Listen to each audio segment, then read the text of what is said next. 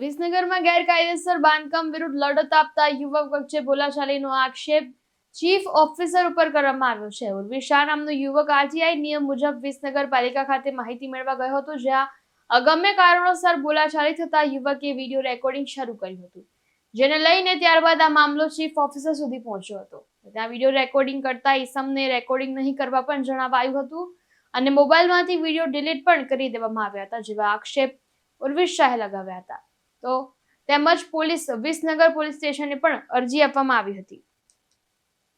આ બાબતે નગરપાલિકાના ચીફ ઓફિસરને રિપોર્ટ મળતા ચીફ ઓફિસર દ્વારા કેમેરા સામે બોલવાનું ટાળવામાં આવ્યું હતું અને અહીંયા જણાવ્યું હતું કે અરજદાર ઉર્વી શાહ માહિતી અધિકાર અધિનિયમ 2005 હેઠળ માહિતી મેળવવાના કામે તારીખ 19 ઓગસ્ટ 2025 રોજ નગરપાલિકા કચેરી ખાતે આવેલ હતો, ત્યારે શાખા અધિકારી દ્વારા પ્રથમ અપીલ અધિકારીશ્રીના હુકમ અન્વયે તેને જરૂરી માહિતી માટે રેકોર્ડ નિરીક્ષણ અને બપોરે 12 વાગે બોલાવવામાં આવ્યો હતો, જ્યાં અરજદારે અંદાજે 12 કલાક ને 5 મિનિટે નગરપાલિકા કચેરી ખાતે આવ્યો હતો। નગરપાલિકાના સ્ટાફ દ્વારા તેને માંગણી મુજબની માહિતી બતાવવાનું શરૂ કરતા જ તે ગુસ્સે થઈ ગયો અને વિડીયો રેકોર્ડિંગ ચાલુ કરી દીધું, જે બાબતે સ્ટાફ દ્વારા તેને જરૂરી માહિતીની માંગણી કરવા અને વિડીયો રેકોર્ડિંગ બંધ કરવા પણ વિનંતી કરવામાં આવી હતી। તો ત્યારબાદ અરજદારે ઉશ્કેરાઈને નગરપાલિકાના સ્ટાફ વિરુદ્ધ જ ગેરવર્તણૂક શરૂ કરી દીધું હતું। તો આ વાતચીત દરમિયાન અરજદારનો મોબાઈલ હાથમાંથી લપસી જતા પડી ગયો હતો અને ત્યારબાદ આ મોબાઈલમાંથી વિડીયો ડિલીટ કરવા અને મોબાઈલ ફેંકી દેવાનો આક્ષેપ પણ કરવામાં આવ્યો હતો, જે તદ્દન પાયાવિહોણો છે। હું વિસનગર નગરપાલિકામાં વર્ષ 2018 થી ગેરકાયદેસર બાંધકામ વિરુદ્ધ લડત આપી રહ્યો છું, બરાબર।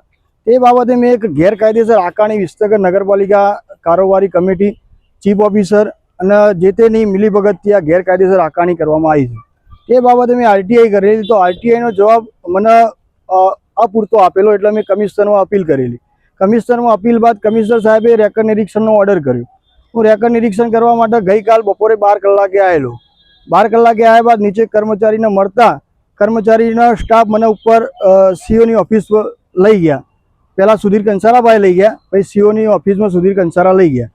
ત્યાં આગળ સીઓ દ્વારા મારા જોડેથી મેં વિડીયો રેકોર્ડિંગ કરેલું, તો વિડીયો રેકોર્ડિંગ કરવાથી કોઈ ગુનો લાગુ પડતો નહીં, તેમ છતાંય સીઓ મારા જોડેથી મોબાઈલ પડાવી પોતાની જાતે પોતાના વિડીયો ડિલીટ કરી દીધા અને મને એવું કહે છે કે તું મને ઓળખતો નહીં કે હું કોણ છું।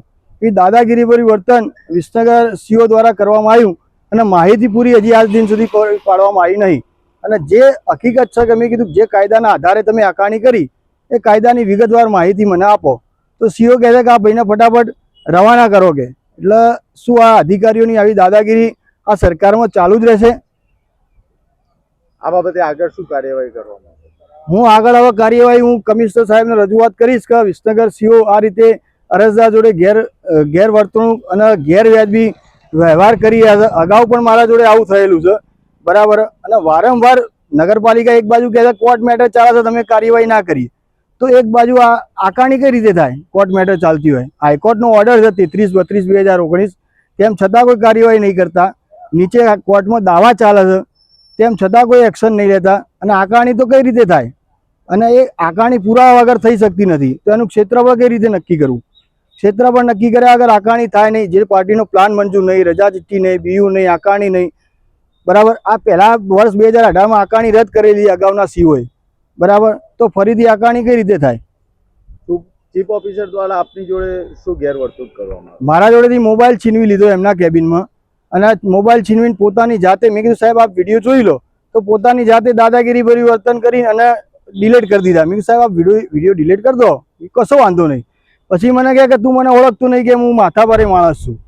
મેં કીધું સાહેબ સારું તમે માથાભારે હોય તો કીધું, પણ આ રીતે ખોટું વર્તન કરેલું અરજદાર જોડે, તો આવા અધિકારી વિરુદ્ધ સખતમાં સખત પગલાં ભરવા એવી આપણી ચક્રવાત ન્યૂઝથી મારી આપ સાહેબશ્રીને અપીલ છે। પ્રકાશ સોની સાથે વસીમ મંસૂરી, ચક્રવાત ન્યૂઝ, વિસનગર।